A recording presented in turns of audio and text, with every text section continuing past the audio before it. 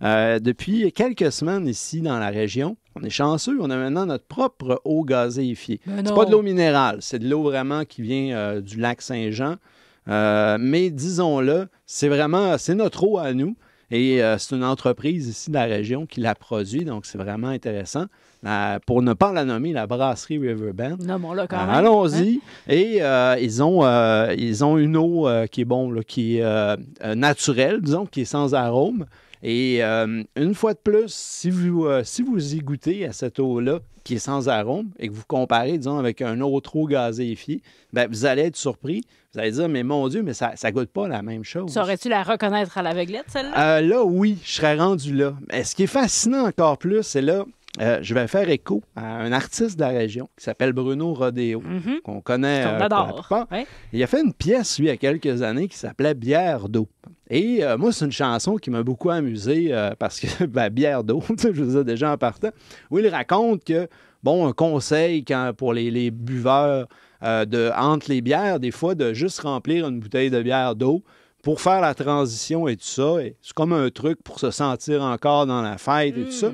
Moi, j'adore les conseils pour s'hydrater, peu importe les circonstances.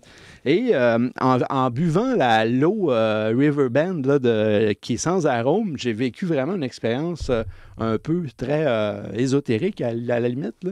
Parce que leur format de canette, ce sont des formats un peu comme les formats typiques de bière. Et puis, je suis pas un gars qui boit de l'alcool. Ça m'arrive 2-3 fois par année peut-être.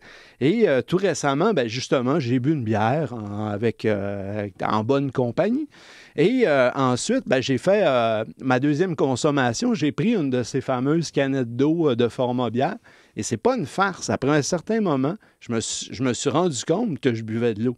Attends, es-tu en train de me dire qu'il transforme l'eau en bière ou quelque chose comme ça? C'était littéralement l'expérience que j'ai vécue, peut-être à cause du format de la canette ou je ne sais pas, là, j'étais pas du tout en état d'ébriété. Hein. Et, là, on n'est pas certain, Joël, pour être sûr. C'était vraiment fabuleux. Je me suis dit, mais c'est ça la bière d'eau. Là, c'est comme si on était arrivé enfin à une vraie bière d'eau. Alors, à tous ceux et celles qui veulent faire l'expérience, faites-le, c'est bon pour la santé en plus. Mais attention, c'est des eaux minérales là, internationales. Ça, je ne sais pas. Je connais pas les dosages de minéraux. Joël Martel, quelle allée de l'épicerie on va visiter avec vous la semaine prochaine? C'est un mystère. Ah, mais vous allez être surpris une fois de plus. Il faudra être là mardi prochain. Merci beaucoup. À bientôt.